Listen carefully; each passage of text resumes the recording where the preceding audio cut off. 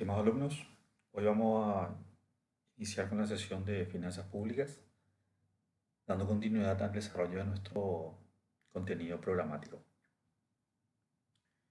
Vamos a iniciar en esto de lo que es los ingresos públicos. Los ingresos públicos básicamente está basado en la actividad financiera del Estado, que es la de desarrollar para generar o producir bienes públicos, con el fin de satisfacer las necesidades públicas y los ingresos que el Estado obtiene a fin de que estos sean de una denominación conocida. Es decir, la actividad financiera del Estado es la que desarrolla el Estado, su actividad financiera, para poder conseguir bienes y para satisfacer las necesidades públicas, y los ingresos que el Estado obtiene con el dominio de generar ingresos públicos. Entonces los ingresos, o el efecto de los ingresos públicos sobre el proceso económico nacional, tiene diferentes impactos, ya sea mientras una extrae algún tipo de actividad que deriva en la renta nacional, y otros se originan en el propio patrimonio del Estado. Entonces hay una categoría de ingresos que provienen ya sea de la renta de bienes, de inversiones del Estado o de la renta de particulares. En alguna oportunidad, a veces el Estado exige a la población, que muchas veces está en contrapuesta con algunas condiciones impositivas que están a través de leyes, a modo de generar lo que se conoce como tributos o impuestos. Y esto se establece a través de una contribución de una cuota sobre los bienes que el Estado carga, sin ofrecer al particular una ventaja o un servicio personal, sino las múltiples ventajas de que significa vivir en una sociedad organizada y disfrutar de los servicios públicos, entre otras cosas que el Estado exige. Se basa en la prestación de algún servicio en particular que reporta el Estado al individuo.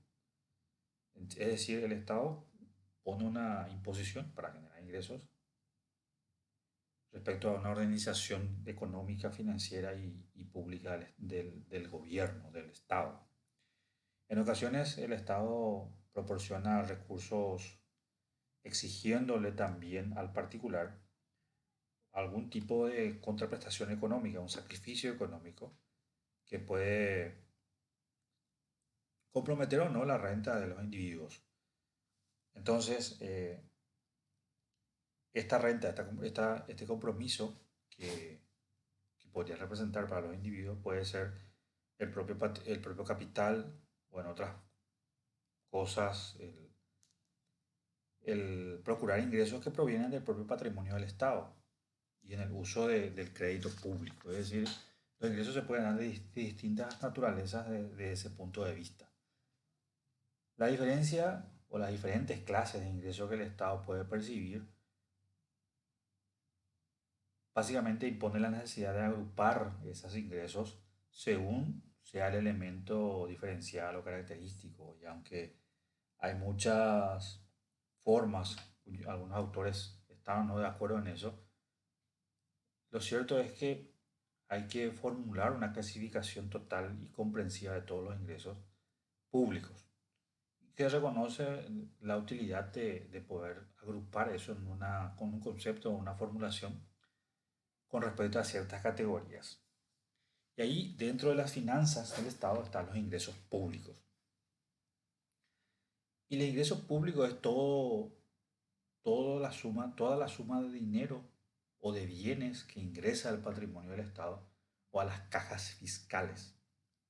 Las cajas fiscales, eh, en virtud de una disposición legal. Eso está basado por normas legales. Y con relación al vocablo ingreso y recursos, conviene hacer la siguiente aclaración, más de carácter terminológico que financiero. Se considera que una suma debe admitirse como recurso desde que se devenga el derecho de percibirla y como ingreso, recién cuando entra el dinero a las arcas fiscales. Entonces se llama ingresos públicos el conjunto de riquezas que el Estado, el municipio, la gobernación obtiene para poner en ejecución las funciones y los servicios propios del, del Estado. Entonces la organización, el funcionamiento y los fines que persigue la sociedad justifican la recaudación de los bienes para el Estado. Y ahí tenemos las distintas fuentes, por ejemplo, las compras de bienes y servicios y los ingresos públicos que generan este proceso. Eh, la clasificación que puede tener los ingresos públicos según las normas legales, el cual se basa el, el ingreso en sí, eso lo vamos a ver ahora. Entonces, según la Constitución,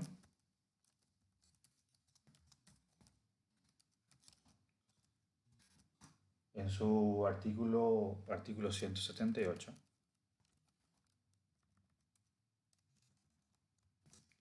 artículo 178, vamos a escribirlo bien, de los recursos del Estado.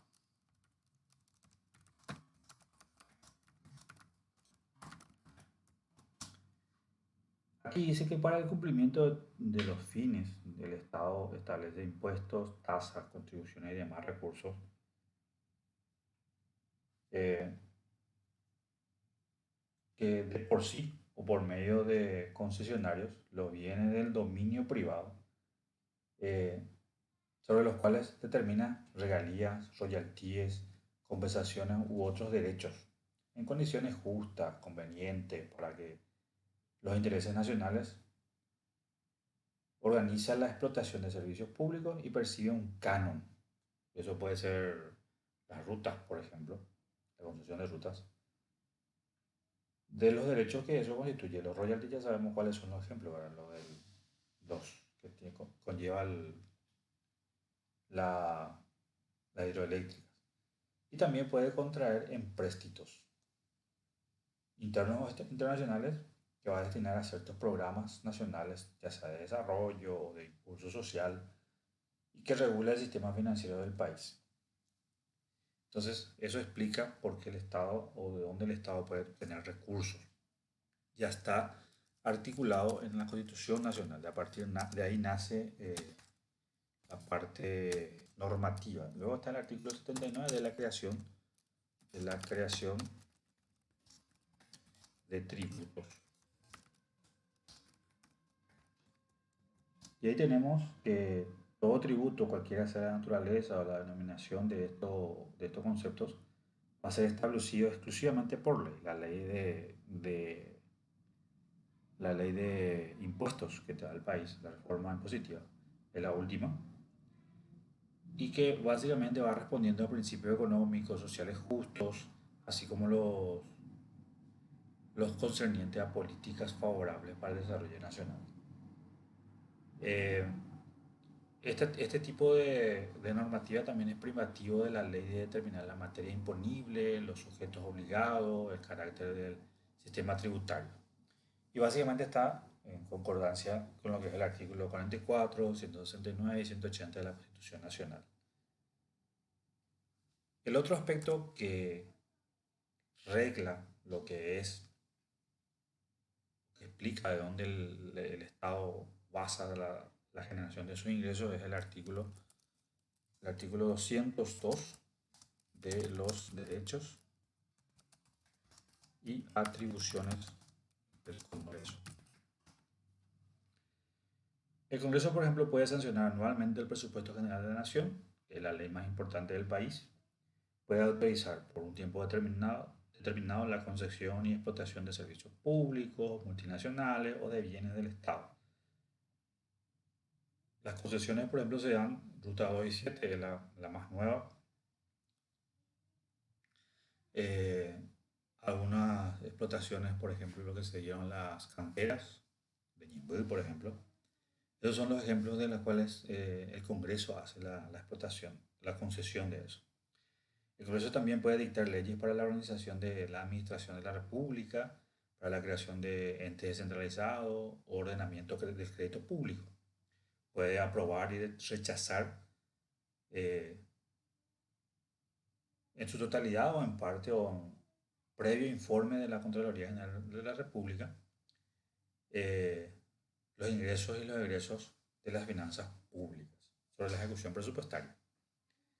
En el artículo 238, artículo 238 de los deberes y de las atribuciones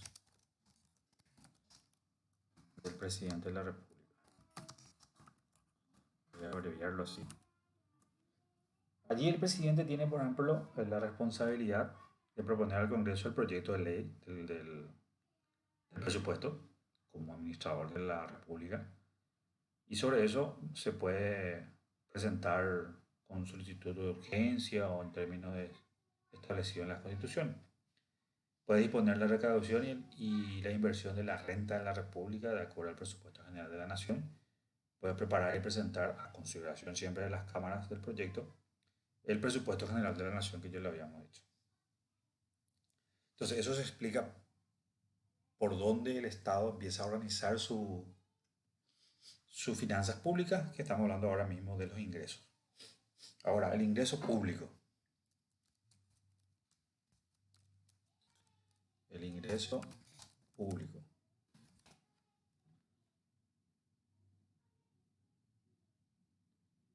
El ingreso público, vamos a ver su clasificación en la forma de que se origina y los derivados, básicamente.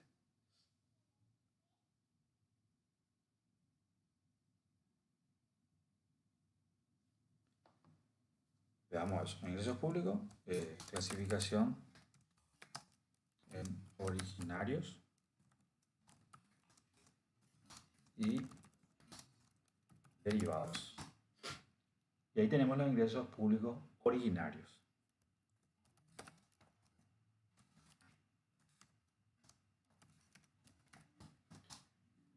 Básicamente son los que provienen de los bienes del dominio del Estado o entes públicos.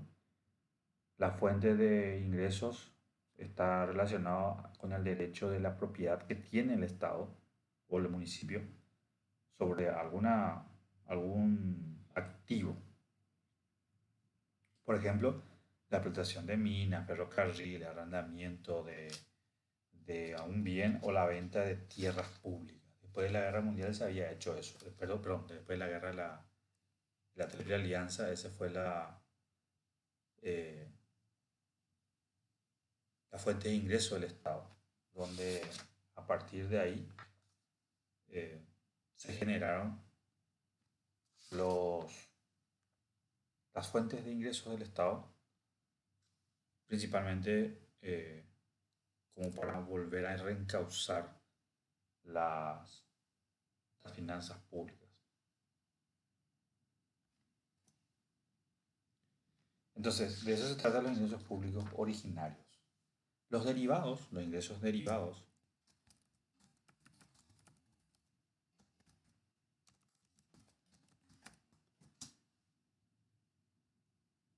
poner un poco más grande.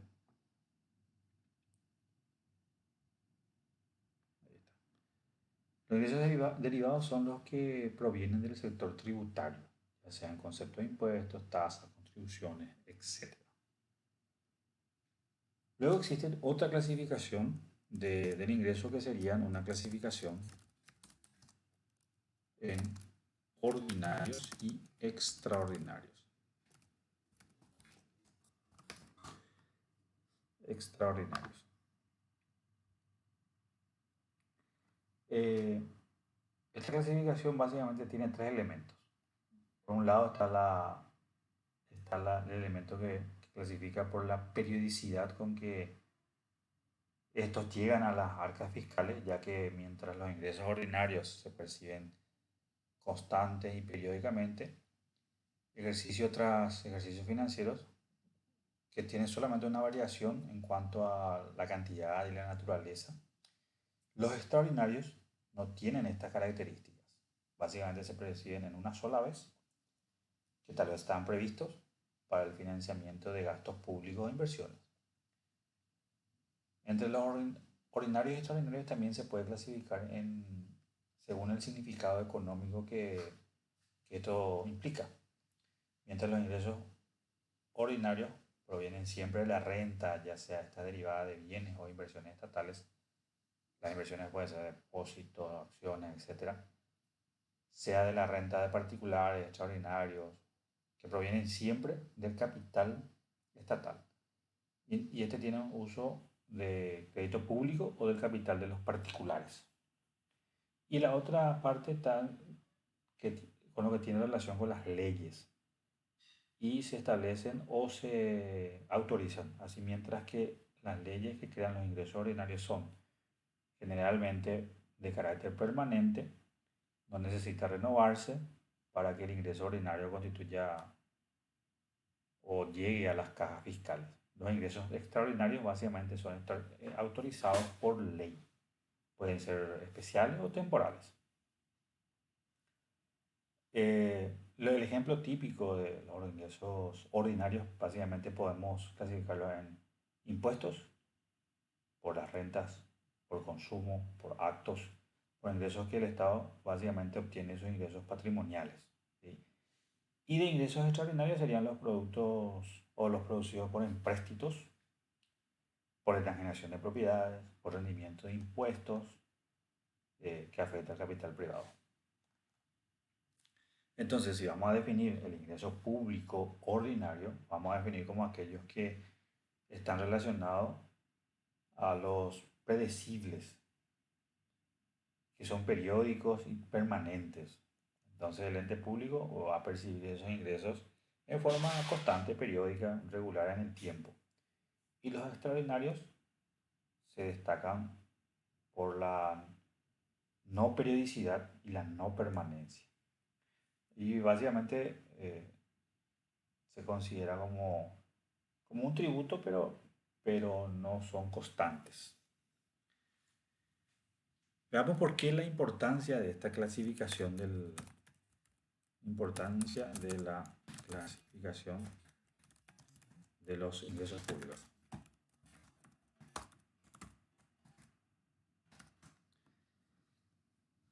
¿Por qué la clasificación entre ordinarios y extraordinarios? Y es importante porque ayuda a mantener el equilibrio presupuestario y está relacionada en forma directa con los gastos. Esta clasificación básicamente se tiene que estudiar en relación a la clasificación de los gastos públicos, donde estos también se distribuyen entre ordinarios y extraordinarios y de financiamiento de gastos ordinarios y extraordinarios, que básicamente están vinculados con la clasificación de los ingresos públicos en forma paralela o idéntica. Entonces, distinguir entre estas dos clases de ingresos en relación con el estudio del equilibrio presupuestario y con los presupuestos de explotación y presupuestos de capital, va a hacer que cuando se tenga que analizar el presupuesto sea mucho más ordenado.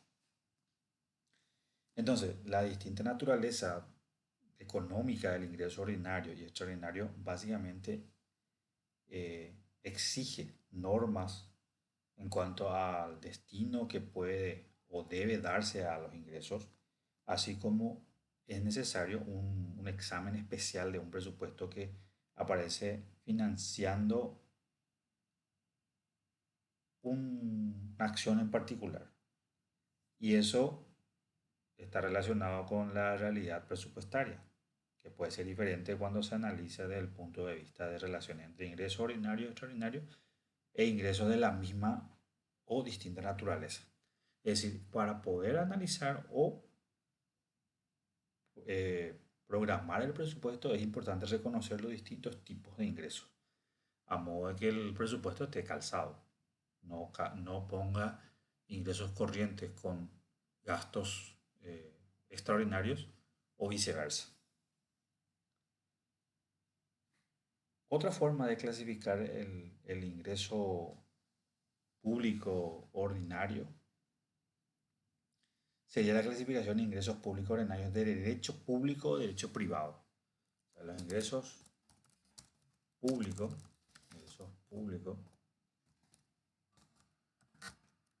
ordinarios, está vinculado con la clasificación de derecho público y derecho privado. Dentro de los ingresos ordinarios, también procede o es bueno distinguir entre aquellos que el Estado obtiene como consecuencia de actividades propias o que hace ella misma, el Estado mismo, de carácter económico y que le proporciona ingresos de esos que obtiene la calidad sujeto a derecho público, haciendo uso del poder impositivo, coercitivo, es decir, de los impuestos. Entonces el Estado, si posee un patrimonio que está por ley, por sus bienes, territorio, industria, comercio, y que deriva también que esos activos generan ingresos, que también puede ser títulos de renta, dividendos por acciones. No todos los estados tienen eso, generalmente los estados desarrollados.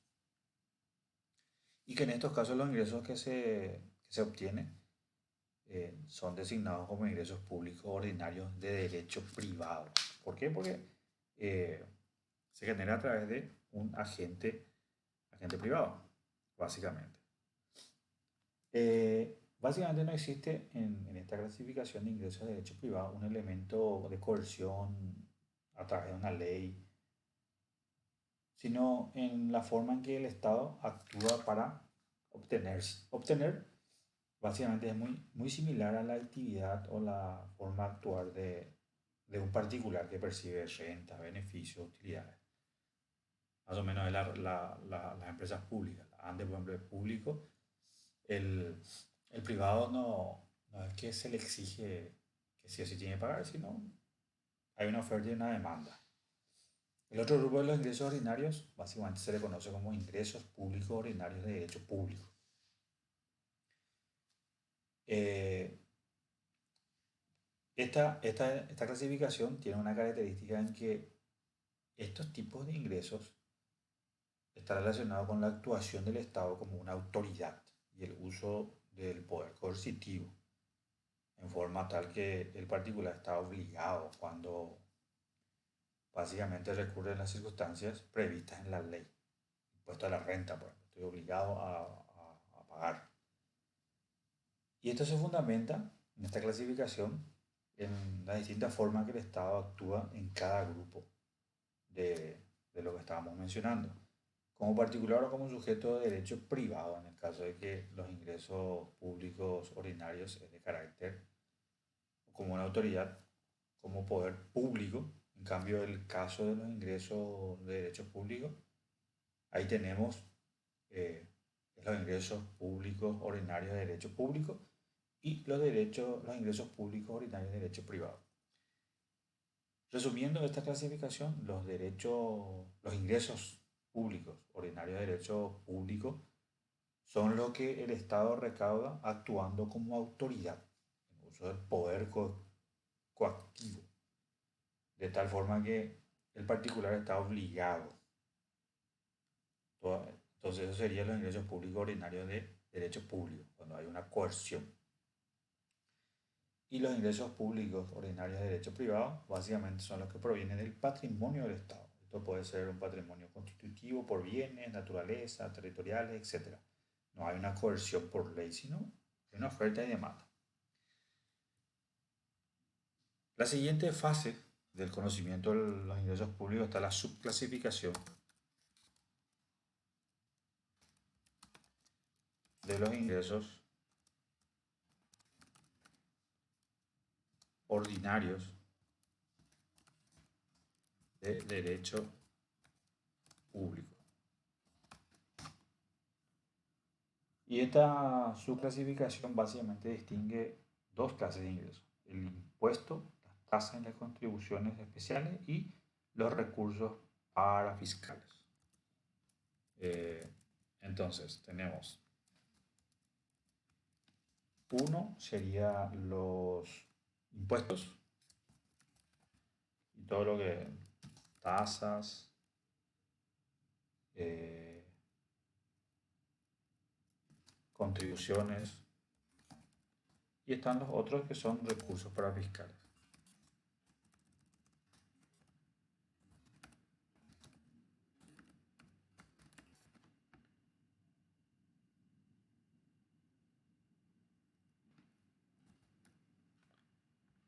Ok, en el caso de los impuestos, básicamente el Estado exige por una vía coactiva una parte de la riqueza de los agentes económicos, que básicamente se encuentran en condiciones imponibles que están determinadas por ley, sin ofrecerle ningún tipo de servicio o prestación o una ventaja de carácter individual o personal. Es decir, le impone a que pague un tributo. Entonces, en los impuestos, el Estado solo lo que hace es ver si la capacidad contributiva de las economías es suficiente, y eso, en base a eso hace un gravamen de acuerdo a un sistema impositivo. Entonces, las tasas, eso serían los impuestos.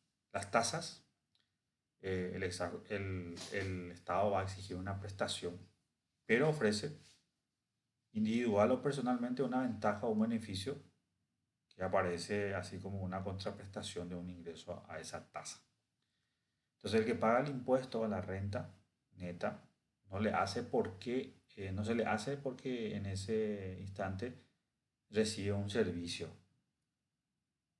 por el cual se le exige un pago del impuesto. En cambio, cuando hace un servicio de correo, por ejemplo, debe pagar una tasa al Estado, pero está recibiendo algo a cambio. Individualmente, un beneficio por ese pago, una contraprestación. Entonces, en relación a la prestación pecuniaria y la contraprestación o servicio por parte del Estado, este le sirve como un fundamento a la clasificación, pero eso implica otros elementos o ideas sobre la justicia tributaria, el financiamiento de los servicios, entre otros. Luego están las contribuciones especiales, que básicamente se constituye como tributo cuya obligación tiene como hecho generador el beneficio derivado de la realización de obras o actividades estatales donde el producto no debe tener un destino ajeno a la financiación de la obra o de las actividades que va a constituir el presupuesto de la obligación, por ejemplo, contribuciones de las mejoras, pavimentación, etc. Y ahí tenemos las clasificaciones entonces de los ingresos tributarios. Después están los recursos parafiscales, y esto básicamente percibe el Estado de una forma extra presupuestaria y con un fin de promoción social, económico. Puede ser algún tipo de transferencia que tiene el sector privado para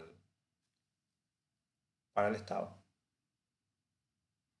Eh, entonces, el propósito de dar cierta flexibilidad en la percepción y aplicación de esta clase de recursos básicamente se debe a responder a un determinado objeto,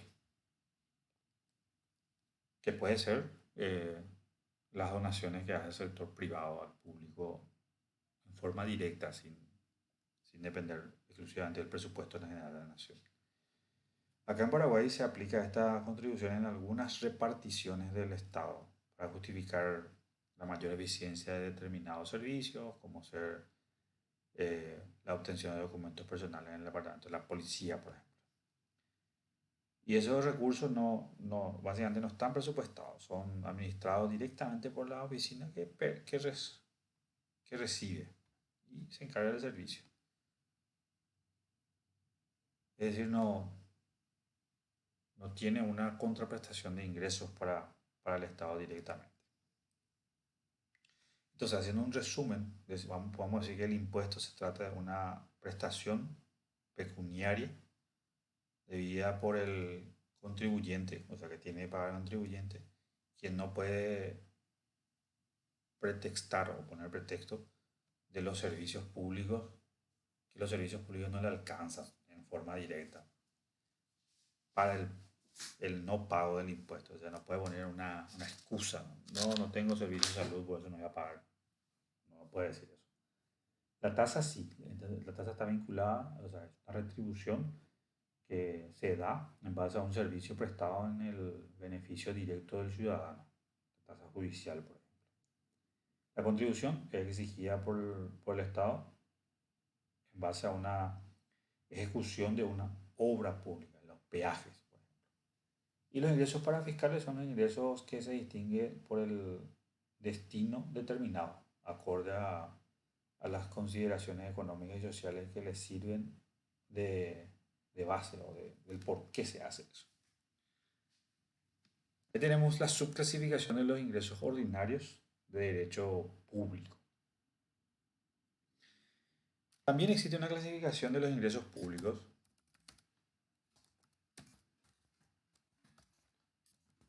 como corrientes y de capital. Y ahí nos vamos a ir al artículo 11 de la ley 1535 de Administración Financiera del Estado. Esto básicamente es la ley madre que administra las finanzas públicas.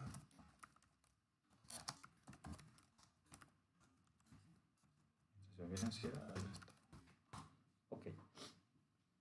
En el artículo, en el inciso H, este artículo dice que los ingresos se clasifican básicamente en corrientes y de capital.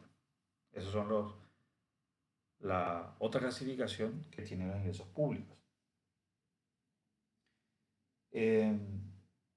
También tiene su decreto, que es la 8127, que reglamenta la implementación de la ley 1535 y donde se detalla cómo se constituyen los ingresos que integran la estructura presupuestaria del presupuesto general de la nación. En el artículo 16, ahí menciona que es los ingresos corrientes. Y dice prácticamente que va a estar constituido por ingresos tributarios, ingresos no tributarios y los demás ingresos corrientes no previstos en el inciso precedente, o sea, en el artículo, en el inciso H. Los ingresos tributarios básicamente están comprendidos por los provenientes de los impuestos, tasas y contribuciones autorizados por ley. Los no tributarios, los recursos provenientes de las disposiciones legales de carácter no impositivos, utilidades, renta, tarifa, etc. Y los ingresos corrientes, y los demás ingresos corrientes, mejor dicho, están basados en los incisos que están en la 1535 descrito, que vamos a verlo luego en detalles. Luego habla de los ingresos de capital.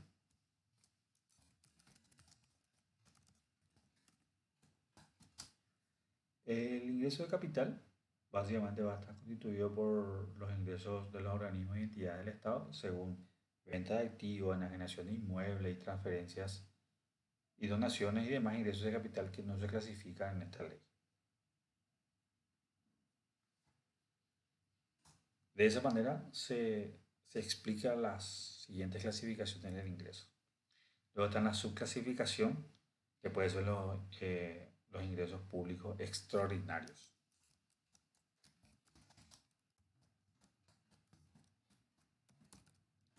Extraordinarios.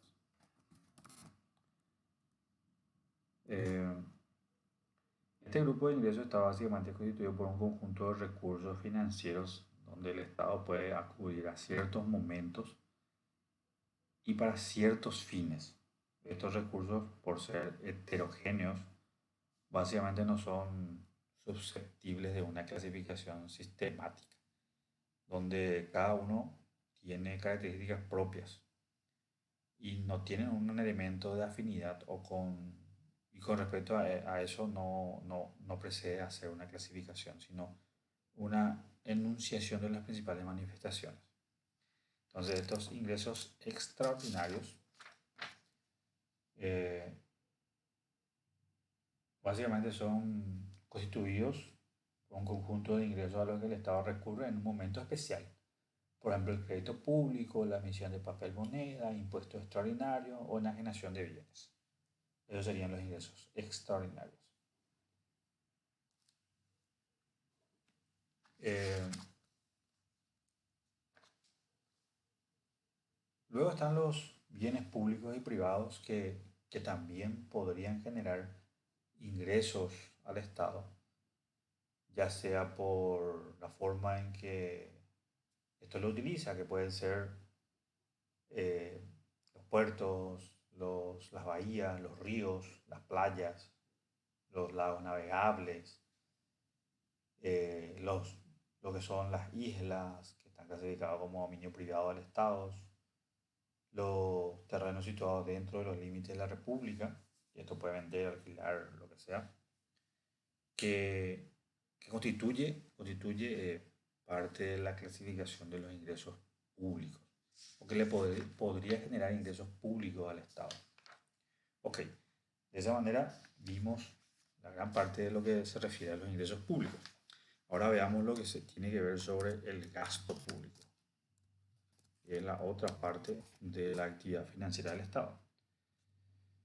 Entonces, respecto al gasto público, el régimen económico ordinario de una entidad pública va a tener una característica de la previsión y el empleo regular de los recursos disponibles, con una tendencia a que éste mantenga un equilibrio entre los ingresos y los gastos, por intermedio de un plan económico especial que viene a ser el presupuesto, el plan financiero, etc.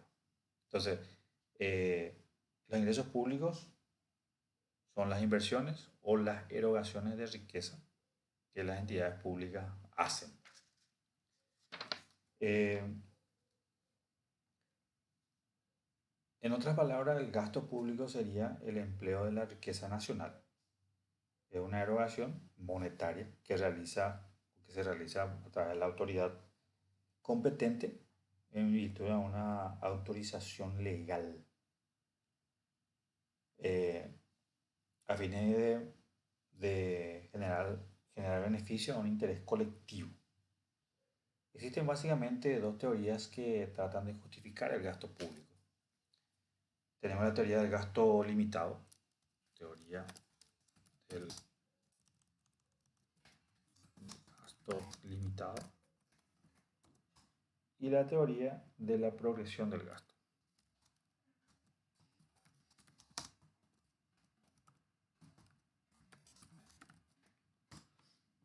¿Qué dice la teoría del gasto limitado?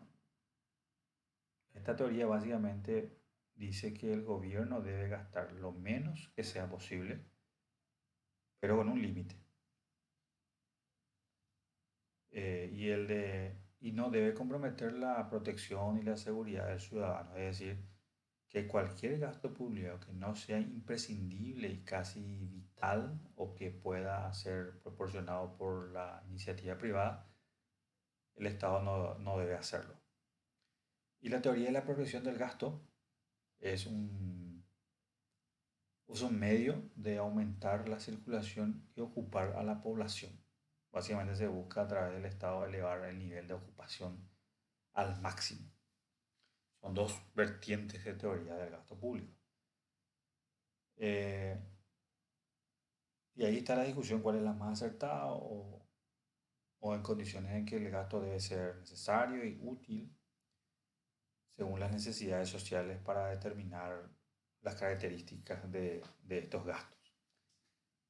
Y ahí entra la base que debe existir una demanda social para el gasto, tiene que ser indispensable, tiene que estar en función al Estado y la satisfacción social común.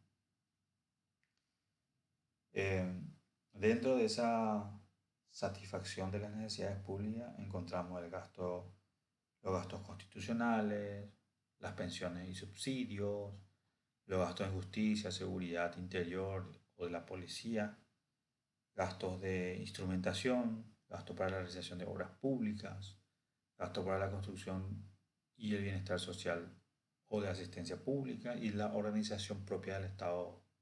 Del Estado.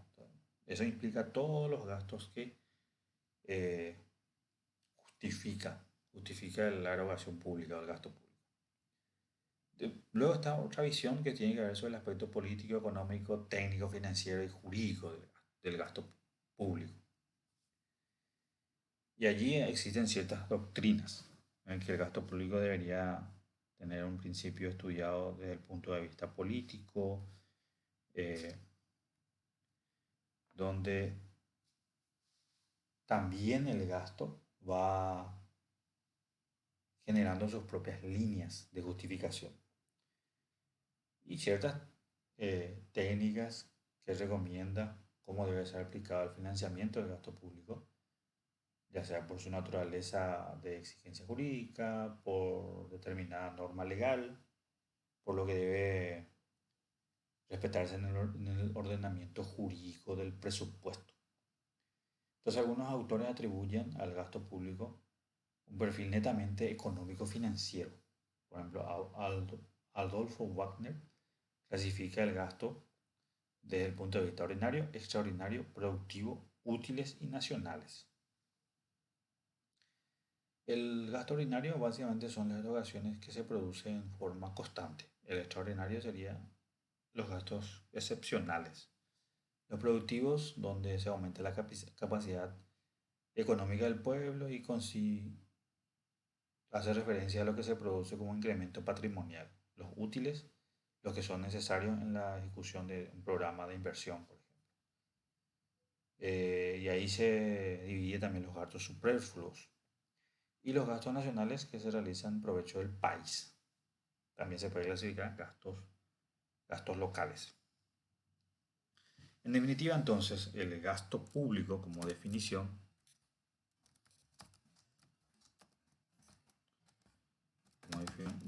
del gasto público, vamos a tener, es el empleo que hace el Estado de una suma de dinero que se autoriza legítimamente en virtud de una ley para la satisfacción de las necesidades públicas.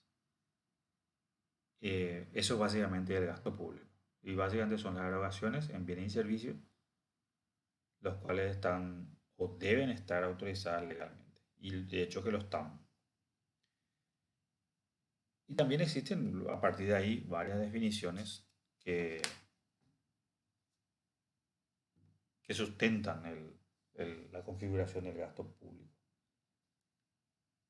El gasto público también puede estar dividido según sus orígenes, que puede ser gastos tributarios, no tributarios, puede estar dividido por gastos, como le dijimos, corrientes y de capital. Los gastos corrientes es lo que se produce cotidianamente, los de capital son los que aumentan los bienes del Estado. Y el gasto público también tampoco es infinito, es decir, existe una limitación de los gastos públicos. Eh, existen normativas que limitan cómo se va a hacer ese gasto y unos principios de legitimidad y de realidad donde se fundamenta la forma de hacer ese gasto público. El tema de legitimidad implica el deber de respetar el ordenamiento jurídico y el principio de realidad que tiene que ver con la efectividad de ese gasto, en el cual se aplica. O sea, ambos tienen que estar relacionados sobre cómo impacta en la economía. Otra forma de clasificación del gasto sería por su duración, por sus efectos económicos, por su rentabilidad, por sus fines. Por su duración sería ordinarios y extraordinarios, por sus efectos económicos productivos e improductivos, por su rentabilidad rentable o irrentables, por su importancia útiles o inútiles y por sus fines pueden ser lucro comercial o de administración. Eh, a partir de ahí también se puede ver los gastos como de gobierno, donde esto afecta directamente a satisfacer las necesidades públicas. según siempre la ley de administración financiera. También la ley de administración financiera divide el gasto como gasto de capital, corriente y de financiamiento.